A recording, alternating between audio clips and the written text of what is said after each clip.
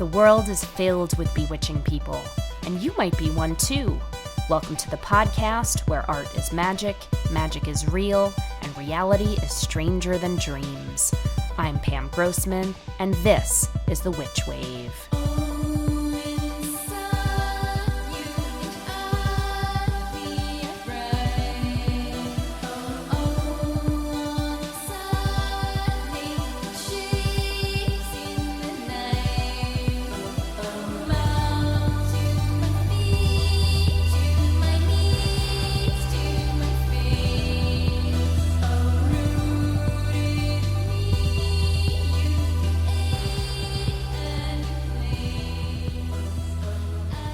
Hello, and welcome to The Witch Wave. I'm your host, Pam Grossman, and I am thrilled to be speaking to you from Brooklyn, New York, on this first episode ever of the podcast. So what is The Witch Wave? Well, from my perspective, creativity, art, magic, they're all in deep, delicious relationship with each other. And The Witch Wave is a place where we're going to be exploring and celebrating that idea.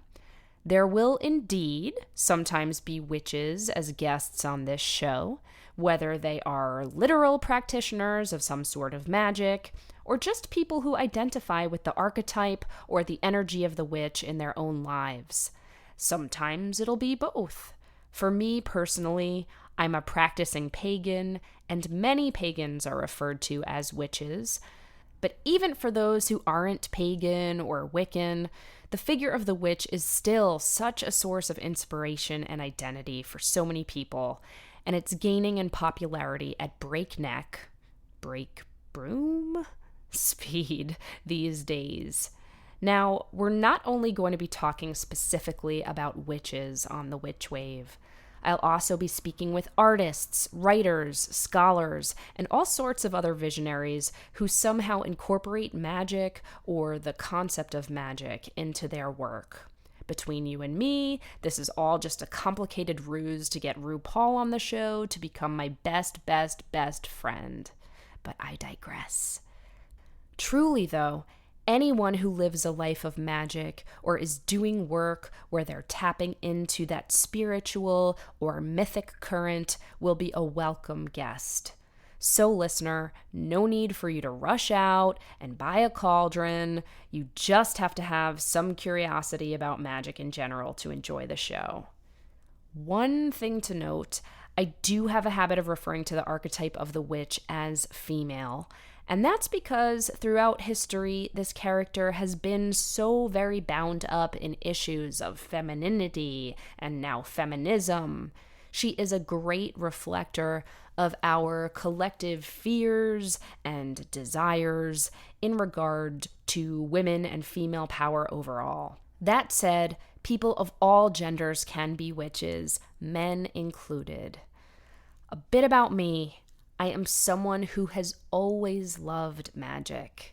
I've loved it since I was a little kid and hanging out in the woods behind my house, doing strange little intuitive rituals with sticks and rocks and dirt. And my favorite stories featured witches and fairies and mermaids and monsters. My grandma Trudy was a librarian, and I would spend hours in the West Long Branch Library at the lowest end of the Dewey Decimal System. You know the place, somewhere between 001.9 and 135, reading books about Bigfoot and dream interpretation and Nostradamus. The idea of magic, the otherworldly, the occult, captured my imagination. I couldn't get enough. Then I got a little bit older, and I started reading books on spells and experimenting with love potions and the occasional curse, the latter of which I do not do anymore, for the record. And I also started making art and writing poetry, and I discovered that the process of doing those things was its own sort of conjuring. And I learned that there were a whole host of artists who incorporated magical techniques and ideas into their own art making. From the female surrealist painters like Leonora Carrington and Remedios Varo, to the musicians I became obsessed with as a teen, like Tori Amos, Bjork, and PJ Harvey. Add a dash of Joseph Campbell and Carl Jung and Sandman comics and films like Labyrinth and The Neverending Story into the brew, and, well, you got yourself one witchy woman. Now I'm a writer, a curator, and a teacher of all sorts of magical topics, and I just can't stop. So that's me, and I'm so glad you're here with me on the Witch Wave to come along for the ride. Now, let's get to my first guest. Bree Luna is the founder and creative director of The Hoodwitch, a website with a huge following of magically minded people. She is an advocate for the use of traditional healing practices to address modern-day challenges, and she's equal parts spiritual guide and witchly fashionista. She and her work have been featured internationally and in major publications including Vogue, ID, and the New York Times. Bree lives in Seattle, but she was here in New York to take part in the Occult Humanities Conference at NYU, which is a biennial-ish conference that I co-organize with the artist Jessie Bransford, who is one of my dear friends and a future guest on the podcast. Bree was kind enough to stop by my Brooklyn apartment just before the conference started on Friday the 13th of October, which is just about the witchiest date imaginable, and I think a pretty great omen for the show. I hope you enjoy our conversation as much as I did.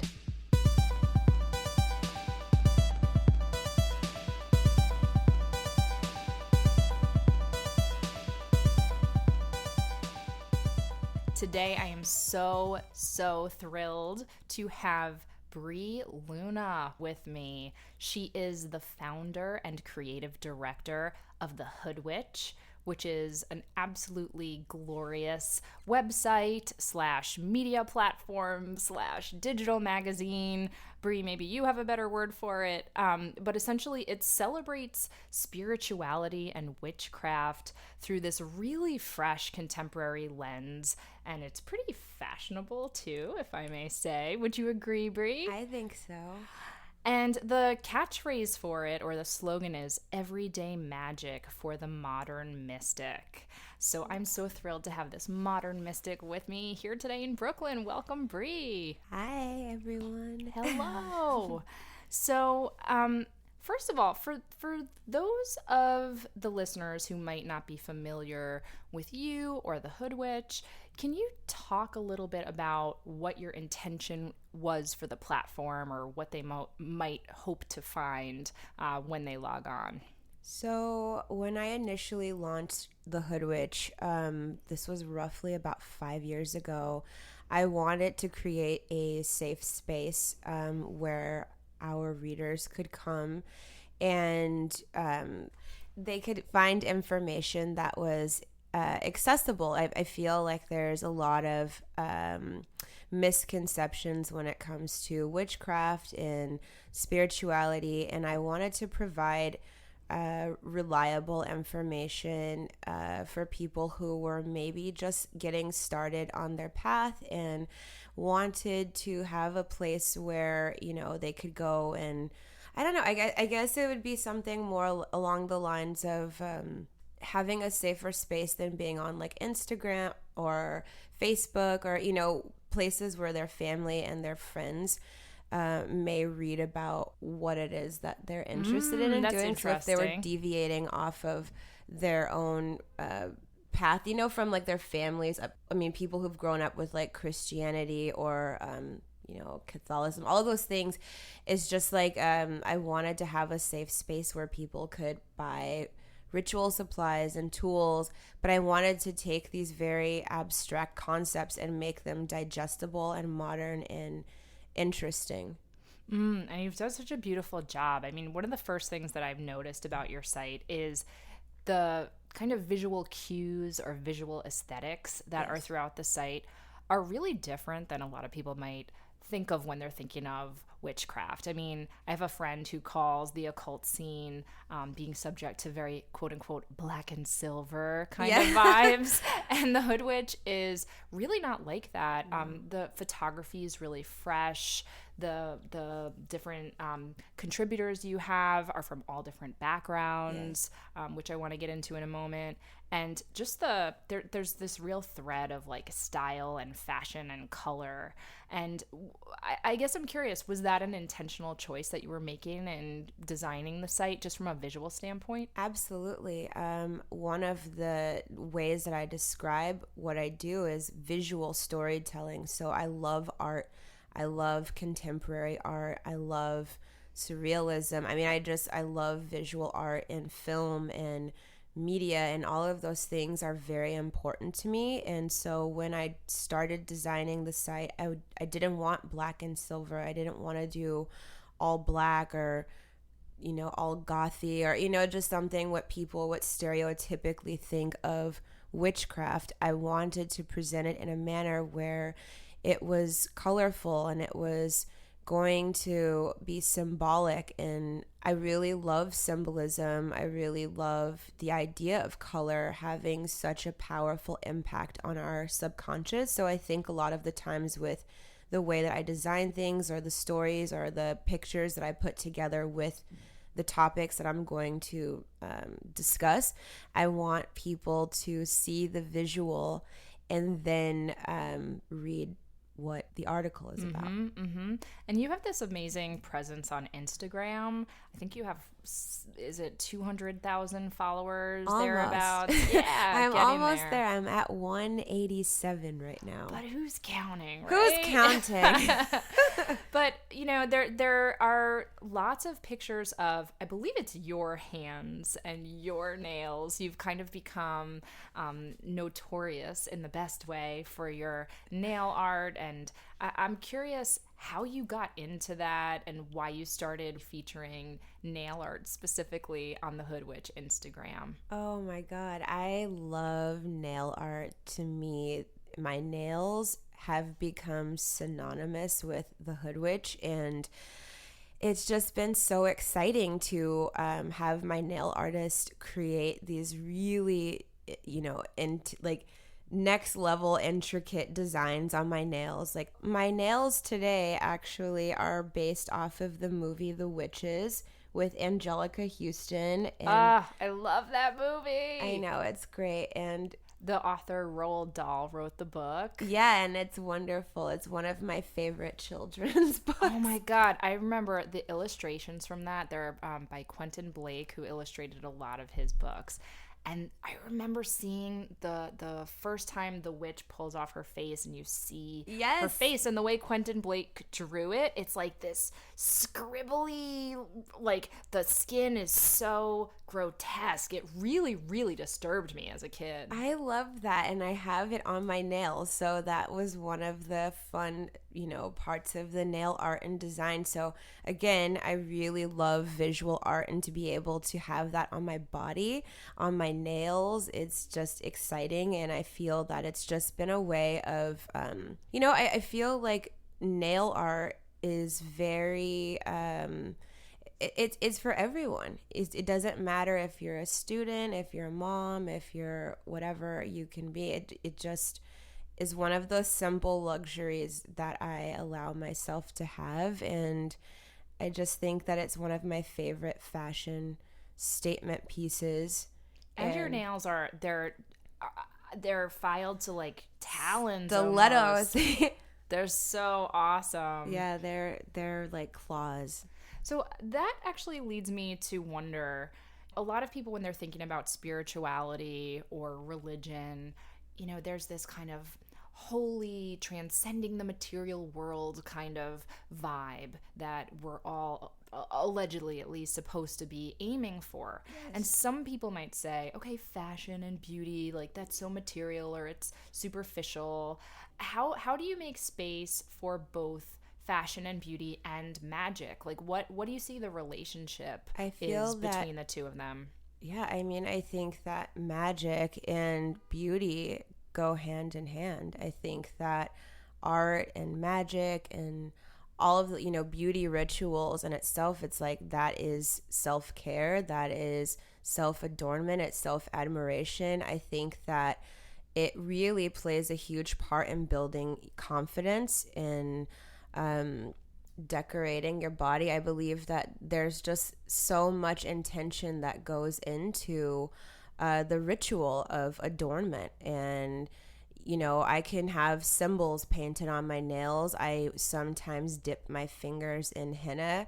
If I feel like I want to have a more protective energy, or something like that, I'll adorn my body with symbols that I feel are protective to me. And I just feel that there is room for beauty and fashion and adornment and magic. There is no limitation where you have to be this like crunchy granola person who is holier than thou and I don't wear makeup and blah blah blah. It's just, I think that having that judgy approach to spirituality is really removing you from the point of it anyway. I think it's just about having confidence and feeling good about yourself. And you can do that with wearing makeup, without wearing makeup. Is just having that choice to feel your best and look your best. And that essentially will go into the type of magic and the intention that you're creating anyway. Absolutely. And so much of the tradition of magic is about, like I'm thinking of fairy glamour, the idea that the word glamour came from this magic of transforming yourself and those kind of stories and mythologies. And then so many different rituals that span religious traditions where people are adorning themselves with certain jewels or certain colored makeup or certain veils or hats or whatever it is. Yes, oils and scents.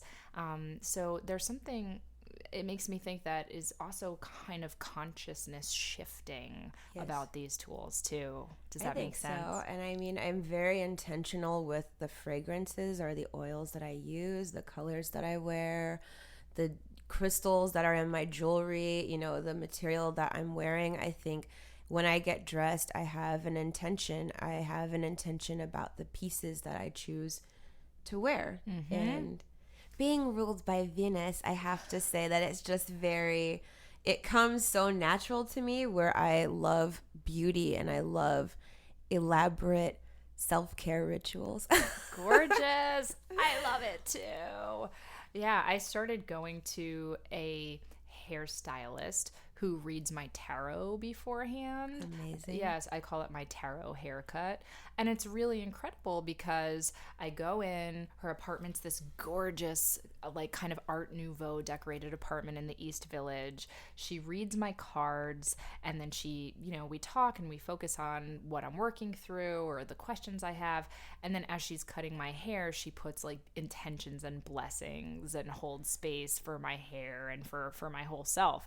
And it like I hear myself talking about it out loud, and I could see how someone might roll their eyes at that. And yet I'm telling you, it is such sacred time. Like I really, getting my haircut used to be such a source of anxiety. I was like, I'd go someplace, it was like brightly lit, they're blaring music, there'd be small talk. And this feels like this beautiful sanctuary. Of course. And I think that that's important. You have someone touching your hair. Your hair holds so much energy. I think that it is sacred in a sense, the ritual of cutting your hair and styling it, and to be in an environment with a person who has that type of focus when, prior to doing this sacred ritual or this ceremony of getting your hair cut and making you feel your best and you feel confident, and also she's giving you guidance. I think that that's beautiful. Yeah, and it's such an act of intimacy too, whether you're adorning your own body or someone is decorating you.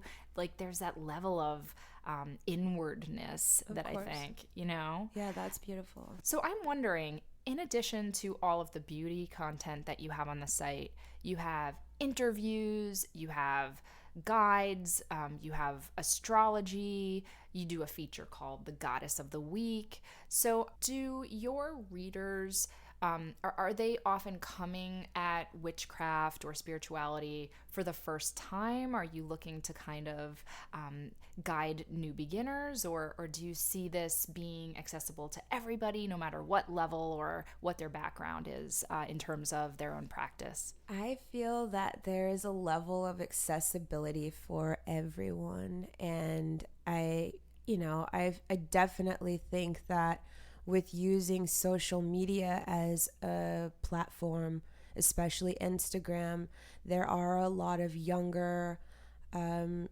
teenagers in, I guess the demographic would be between like 18 to like 35, which is huge. And the majority of our readers are women identifying. And so that's really exciting. And I feel that I just try to give information for people who, of all levels and of all backgrounds, and you can come really at any approach. And I think that if you like to delve deeper into a subject that we share on our blog, then you can do that. But ultimately, we like to start off. I would definitely say it was like a beginner to intermediate, but all levels, because if you have some understanding of what it is that we're sharing, our readers are very interactive. So they leave comments like that. If you post something that is like, controversial, or if it's like a really hot subject, our readers definitely will chime in and they'll share links and they share all kinds of information. It's really cool. It's definitely like a big community. And that's something that I've really loved about this. I'll call it a witchcraft renaissance, for lack of a better term, right now. But, this idea of these communities being built, whether they're kind of online or they're in person or moon circles or workshops or whatever it is, this idea of exchanging thoughts and really connecting to, not necessarily like-minded in that everyone's the same, but kindred spirits, at least people who share the same values or are asking similar questions about their place in the world. So we have on our site, it's a private community and it's free, and it was called Abracadabra. Right now it's undergoing maintenance, but we're going to have it back up. Good. I saw that and I was like, what's behind the curtain? Yes. So what's happening in there? So Abracadabra, I started that community as a way, again, to allow people to have this secret, private little space where they can, go on the internet and meet other people who are like them and or even not like them, and from all practices, from all levels. And they're in it and they talk about magic, they talk about rituals. There's just stuff in there where I'm like, wait, what? Like, what's going on in here? So it was very fun. We have over, I want to say in that community, there's over 20,000 people. Wow. Amazing. And so is it message boards mostly? Like, what is the actual format, or is it a secret? It's a secret. You're smiling like the Cheshire Cat right now. All right. Well, I'll have to wait for you to open it back up and maybe I'll slide right in. Oh, yeah. So you have a few other things on the site I find really interesting. You have a shop, and in the shop, you have things like, I love this, the Crystal Baller enamel pin. Yeah. You have the Black Power Tarot coloring book, the Illust Tarot, in addition to gemstones and incense and books.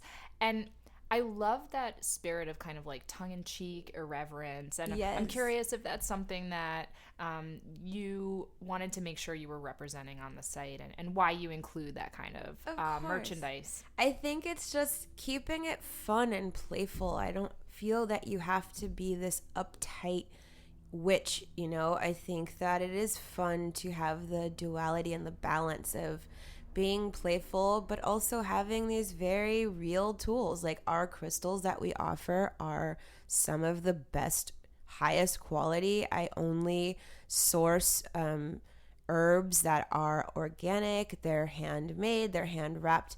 They are, I actually support a local tribe that's in Southern California that does our smudges and all of our herbs that are sold on the site. But anyway, with the Black Power Tarot, I love the artist, and my biggest focus too when we started doing the tarot decks on the site, I like to make sure that I'm supporting other mystics and witches and artists that have really cool artwork that is not being sold in tons of other boutiques. So I really like to look for unique decks that people can buy themselves or gift to their friends, and just finding really cool and unique merchandise that isn't going to be mass produced or sold in every store. Yeah, like it's very indie. It's very playful, as you said. It's also super intersectional. Like you have a lot of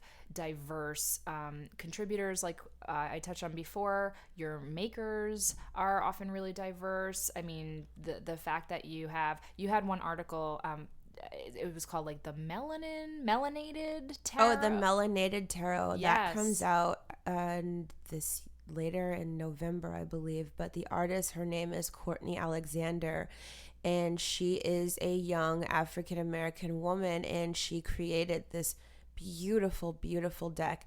And you can read her interview on our blog, and she's just brilliant. And I mean, the imagery and the symbolism, it's really going to be impactful. That's so awesome. And it's so wonderful to see, and it's so necessary. I think that these different voices and faces are represented in this community, because I know for a long time I was going to lots of occulty conferences and witch circles and what have you, and I'm a white lady, and I would see a lot of people who looked like me, or a lot of content in the tarot decks, or, you know, the books, even who's on the cover of the books. What does a witch look like, according to a lot of the mass market paperback kind of spell books these days. And I'm so excited to see all of these different diverse voices and faces being represented. And I was curious, first of all, if you might talk about your experience in this community. I mean, you're a woman of color. Yes. And your background, if I'm not mistaken, is you're Black. So I'm Black and I'm Mexican. Mm-hmm. And so I'm wondering, was that something you found, like, did you find that you were missing from these stories, these witch stories? Oh, yes. I mean, growing up as a child, when you envision, like, fairies and witches, you think of like whimsical white women.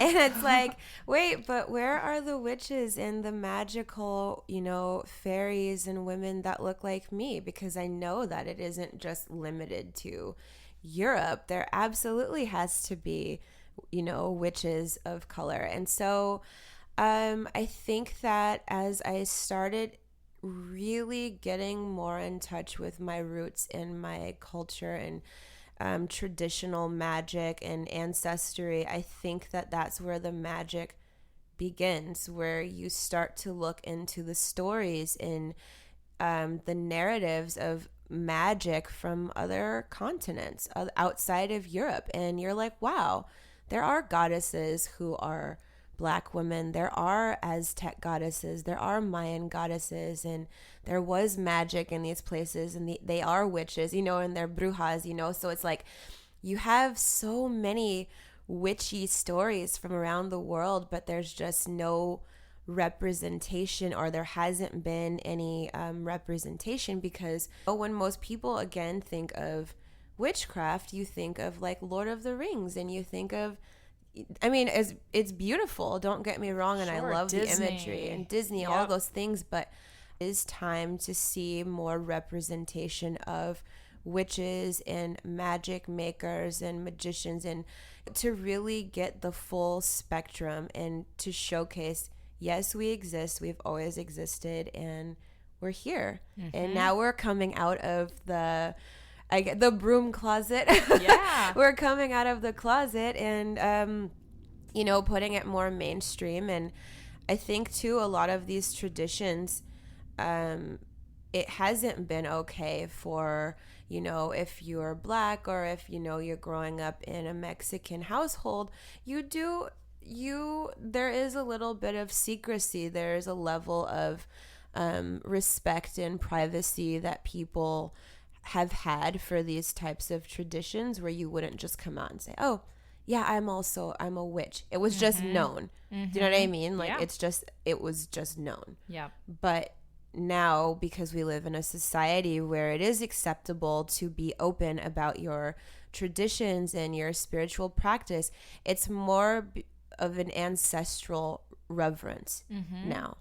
And speaking of which, I've read that your grandmother had a really big influence on you. Yes. And I'd love to hear about her. So both of my grandmothers, so one of my grandmothers is Mexican, the other is Black, and she's from the South. So I believe, like, with growing up, I would see so many of her practices, but I never really thought of it as being like magical the way that, as you know, I'm explaining to you, when I watched a movie as a kid, you're seeing like the hocus pocus and the cauldrons. It didn't look like that. It was something that was very special and very sacred to her. But I just thought she was being, again, like superstitious, or I don't know. It didn't seem to me like the type of magic that I would see on TV. I'd love to conjure them into the room right now. So let's start with your Mexican grandmother. So Yes. Do you recall certain objects she would use or superstitions Oh, she I had? mean, going to like the Botanica, like in our neighborhood, you go to buy candles, you would buy herbs, you would get oils. I mean, she would do something that's called a limpia, and a limpia is like a cleansing with an egg. And you have like, I mean, it's just all kinds of things where it's like prayers. I mean, there's just so many things that I can think of in my childhood and stuff that she would say to me that I would just laugh and dismiss as a kid, like, oh my God, like, that's not real, or, you know, that's She's not so kooky. that, like, that's just old fashioned. But then I look at it, I'm like, no, that is real, and it's very real. And I think that once I became a mom and I had my own child, I found myself really focused on the same types of practices that my grandmothers did. And I'm like, oh, that makes sense to me now. Yeah. And I think that getting back into getting in touch with your family's spiritual practices, there's something very healing in that. And especially with being a woman of color, I think that Christianity played a huge part in the erasure of spiritual identity from African people and from Mexican people. And your grandma, who is from this from the South, passed away now. Okay, so what part of the country was? So she grew state? up in Texas, and then she lived in New Orleans. And we had family who lived in New Orleans. We had family from Texas. We had family from Tennessee. So really, I have, you know, a lot. My dad's family, there's a lot of people from the South. And in the South, there's a lot of hoodoo and conjure traditions that really play such a huge and significant part of life for a lot of Black people who live there. And your grandma was doing and some my of grandmother, that yeah, work so too. you would call it like root working, yes. And what that looked like to me on the outside is it was so discreet, you know, like she was never overtly like, oh yes, I'm a witch, let me show you. You know, she would just go on with her cleansings and her floor washes and her Florida water and her prayers and, you know, the glasses of water and all of these things in her mini altar, and even utilizing the Bible, like the book of Psalms. Like all of these things are utilized in these traditions. And so I just thought it was normal. I never thought of it as being anything other than my grandmother's spiritual traditions. You grew up in LA, is that Yes. right? So then were you, as a teenager, kind of playing around and splashing around in these waters? And everything. And I dabbled and dibbled and wanted to be in like all of it. Like I want to Wiccan, and I'm going to the Hare Krishna temple. I'm going to the blah blah blah. You know, I'm in every, sticking my hand in every mystical and magical tradition that I can get in a book on. And at that time, you know, we didn't really have the internet. Okay, I'm aging myself. We didn't really sit on the internet to look for information. You went to the bookstore. You went to the library. Exactly. Same for me. I'm 36, and it sounds so pat, but a lot of the places that I learned about this, I mean, sure, it was the library, but it was also like the mall at Walden Books. At the bookstore. Right? You would or sit B. in Dalton. Yes, I would sit in the New Age book Yep. section, and I would just try to read every book on spells. And I'll never forget, the first spell book that I bought was from a store called Contempo. Contempo. It was at a New Age store? Or No, like... Contempo Casuals was like... Oh, I remember Contempo Casuals. Yes, it was in the mall. And they had a spell book in there, and it was called How to Turn Your Ex-Boyfriend into a Toad. And I thought it was the coolest book. I don't remember who the author of that book was, but I have to find them. Like, that was the funniest thing. But their spells, they had a boyfriend to turn into a toad spell, and that was really intriguing to me. Did you try it? I didn't have a boyfriend. I was like 10. Okay. But that's when I was like, yeah, like, this is cool. And of course, you know, You're like, I can't wait to get one I and can't turn wait- him into an amphibian. okay, honestly, so like my first spell actually was on a boy named Joey. Hi, Joey. Joey. Hey, Joey. We cut a piece of your hair to use in a love spell. Sorry about it. Did he know? No, he didn't know. He How was did you get the hair? I asked him. Oh, okay. I But he mean, didn't know what it was for. You're just like, can I have some hair? And he's like, sure. Yeah, he was in high school, and we were like maybe in like middle school, and Wow, Joey, you were so trusting. he really was. But he had Liberty spikes. He had green hair. Like the Statue of The Liberty? Statue of Liberty. He Oh had my Liberty spikes. God. So there you go. He was kind of like a justice warrior in his own way, helping young feminist witches step into their power. Yes, he was my first love spell. Aww. It didn't work. Oh.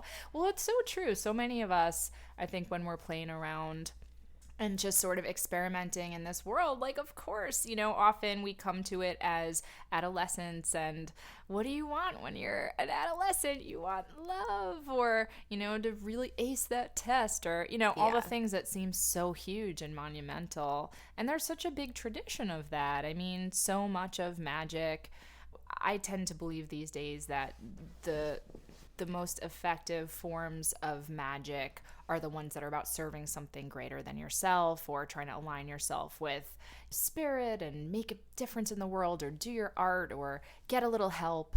But, you know, we'd be dishonest if we didn't acknowledge that there's a big tradition of just like, hey, I want some money. Hey, I want to have sex with that awesome looking dude, you know, like that's part of it too. And some of us grow out of it and some of us don't. And there you have it. So Brie, I want to get back to, you're a teenager, you're growing up in LA. Now you live in Seattle. Yes. You're a mom. Mm-hmm. What is the witch, I don't know, scene, for lack of a better word, like in Seattle?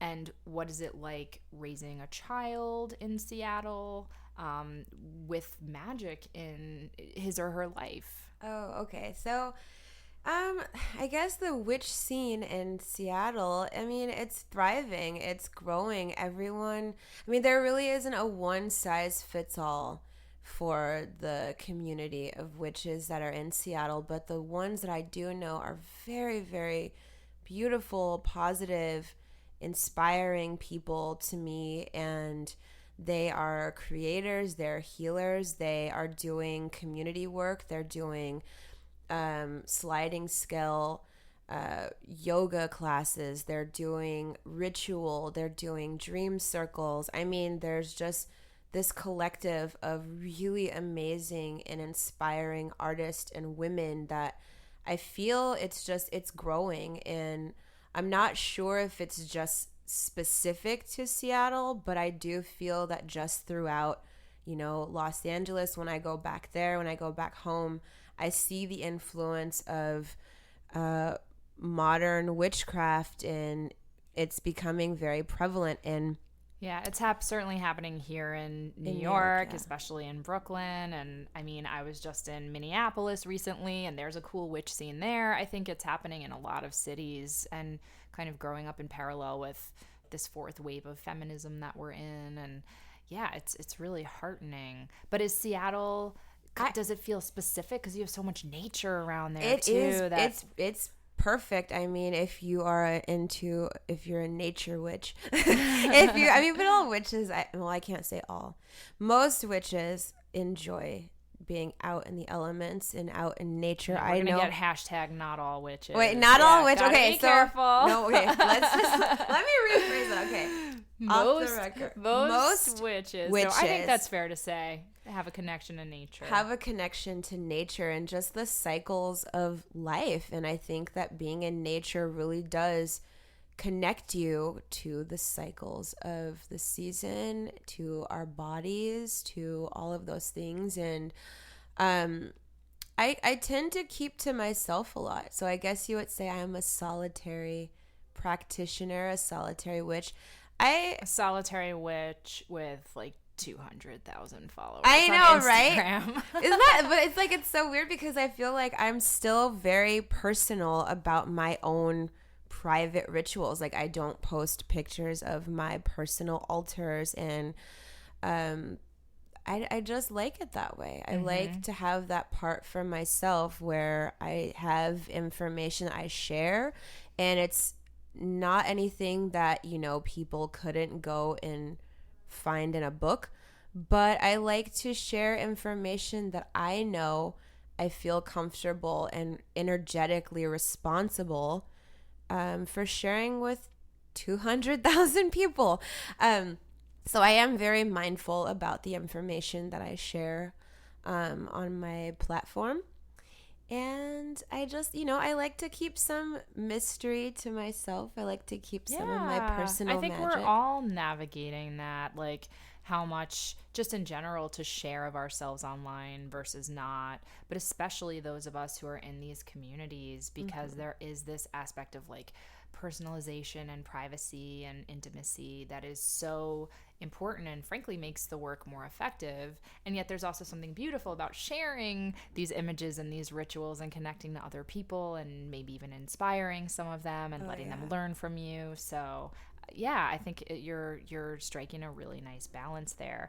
Getting back to Seattle and your life navigating kind of your private life versus your public life, I am curious how you navigate this as a parent, and just in terms of your own kind of day-to-day life. You have a child, yes. And I'm wondering how much are you sharing this side of your life as a mom and in the community of other parents, perhaps, where you live? It is a little bit difficult to navigate with other parents when they ask me what I do for a living. I don't tell them, oh, I have a professional witch business, an online witch business. No, I'd usually tell them that I'm a small business owner, and when they ask about it, that's when it just gives me a window to share with them. And I usually do it in a manner where, I ease them in talking about spirituality and meditation and mindfulness, and then I tell them I'm a witch. But for my son, he is very he doesn't really pay that much attention to what it is that I do. I think that he has a respect for my altars. He sees them in our house, and he's just a very intuitive and very sweet child. So I think that he has a great understanding of how important my rituals are for me. And even if he's just watching us, watching me clean the house, or lighting sage, or using Florida water for cleaning, or doing floor washes. I mean, he sees it, and I explain to him why I'm doing it, because I know that once he's an adult, it would be really useful for him to have this type of information. And even before bedtime, I'll have him pull a tarot card before bed, and we do like fun little messages where I ask him like, what do you think this card symbolizes? And I think that children have such a pure connection to source that they just give it to you straight.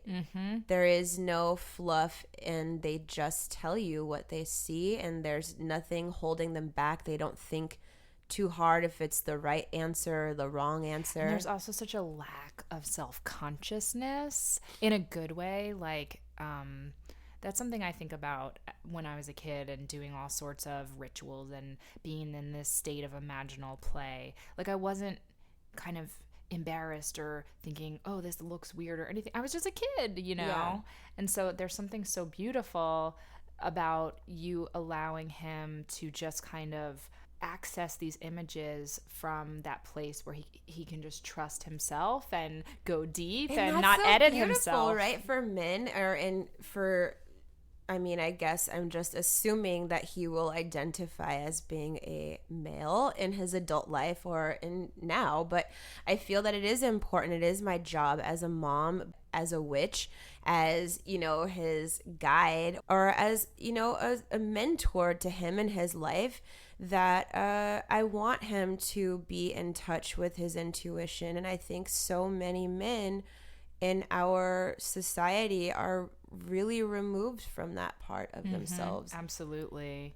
And, just for the record, there are so many people who identify as male who are gravitating towards these things too. And I know that often, and I'm guilty of this myself, I talk a lot about the goddess and about feminine divinity and all of this. But that's for everybody. It's not just for women, even though it seems like a lot of female identifying people are so hungry for it right now. Yes, and I think everyone should be hungry for finding the balance in the guidance in understanding that we're both.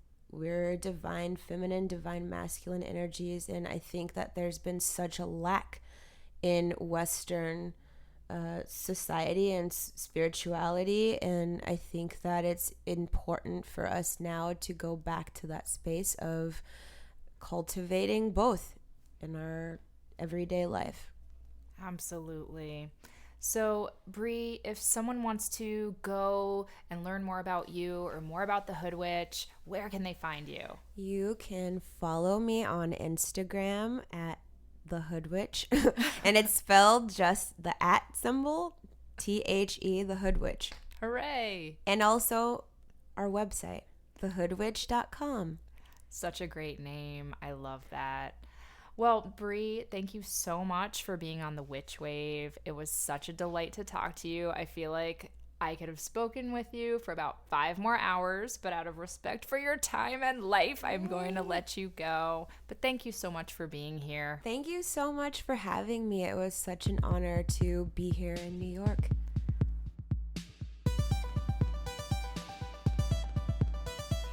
That's it for the show. Thank you again to Bree Luna for swinging by my apartment and letting my 2 cats get their fur all over her beautiful black clothing. Do you have questions, feedback, need some witchly advice, or just want to share something magical that happened to you recently? Please drop me an email at witchwavepodcast@gmail.com. That's witchwavepodcast@gmail.com. I'd love to hear from you. The Witch Wave was produced, recorded, and edited by me, Pam Grossman. And this episode was co-produced by Sonic Sorceress and overall show doula, Chiquita Pascal. Thanks, Chiquita. Our theme music is by Lycanthia.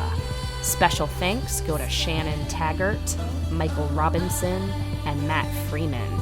You can check out information about this and other episodes on our website, witchwavepodcast.com.